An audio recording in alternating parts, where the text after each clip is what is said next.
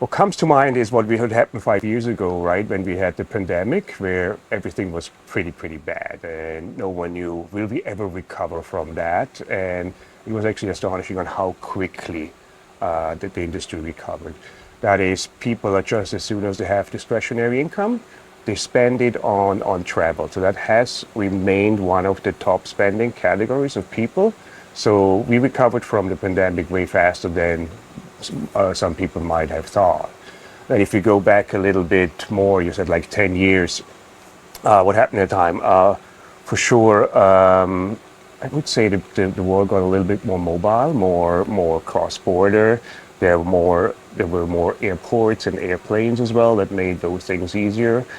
Some markets emerged, like China was very strong. That is one of the countries that took a little bit longer after pandemic to recover, but especially Asia, and then that's a topic that we'll cover tomorrow. India is booming in that sense, and yeah, a lot of things. 10 years is a long period. A lot of different things happened. Some categories came up, like maybe 10 years ago, like the whole tours and activities industry was mainly offline. A lot of that came online as well. It's still a little bit of an offline business, the tours and activity space, and very close to the travel time.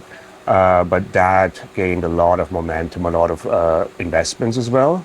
And similar, maybe started a bit earlier, is the whole short-term rental industry, where we saw a lot of changes and investments as well, and some companies bought up other companies, like Expedia bought Vrbo, Airbnb has been growing ever since.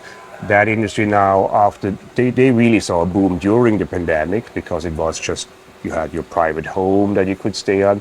So this boom is over, so it's not growing as fast as it was used to be. So that's an interesting space to look at as well, the whole short-term rental.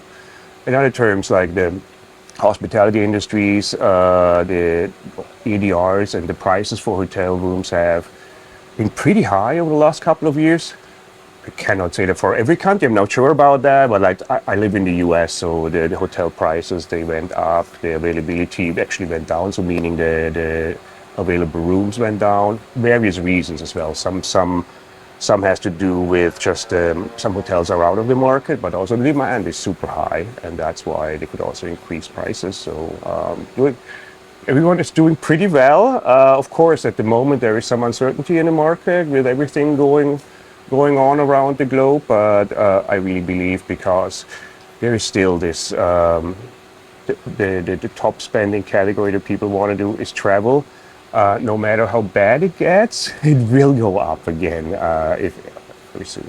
So luxury has been doing well. Also, even if the economy is not that great, luxury has been growing. I expect that to continue to grow. So that's something for sure. So there's also a lot of volume coming into the market on the luxury. If you can call it volume, it's more about experience as well.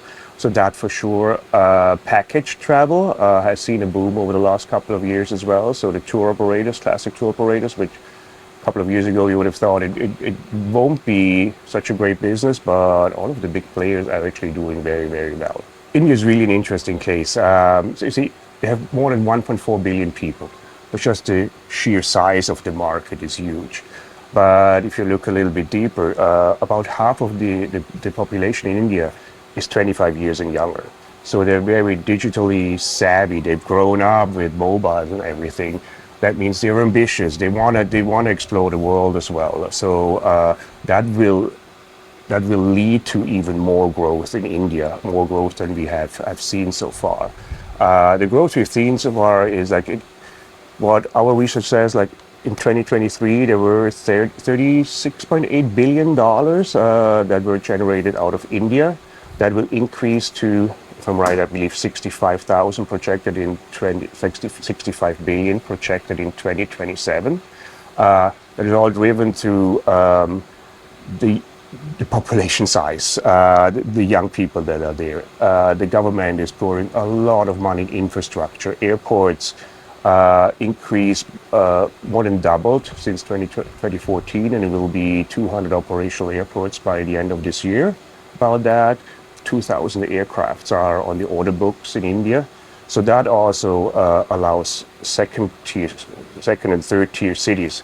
They get more access to travel. It's not just the airports; it's also in the roads and in the rail system. There's a lot of investment there, which will open up the market as well.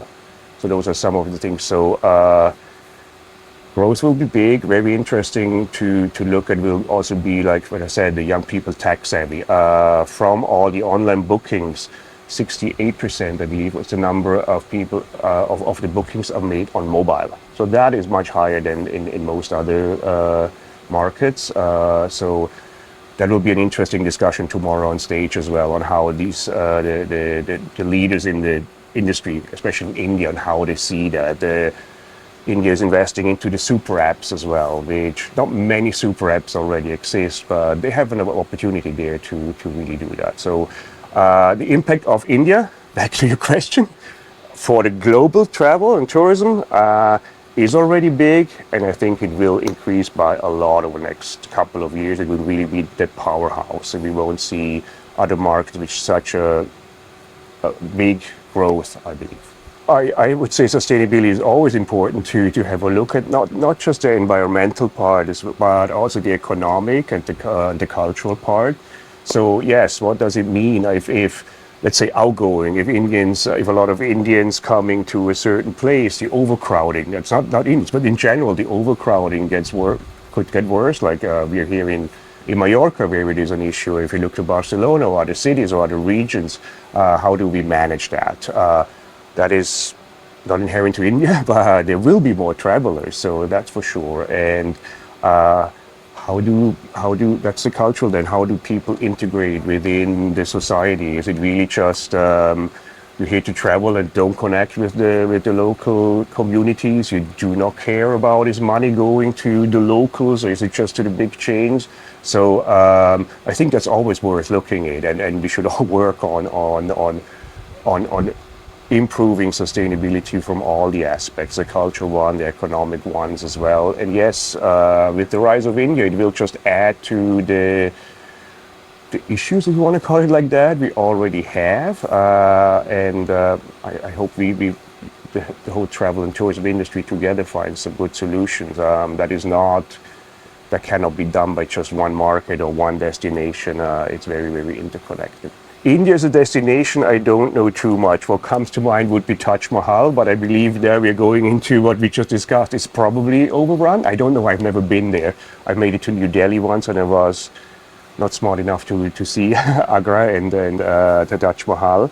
But I mean, India is, we might, as Europeans or Americans, we might see India as one big country, but it's so diverse. Like if you go to the north, where it's a bit cooler, and the mountains versus the south, I mean, just thinking of, Indian food comes to mind. That is also like in Europe, there is so many different regions and different things. I think there is something for everyone to do, but I'm not an expert in destination of India, so but it's definitely worth a trip for sure.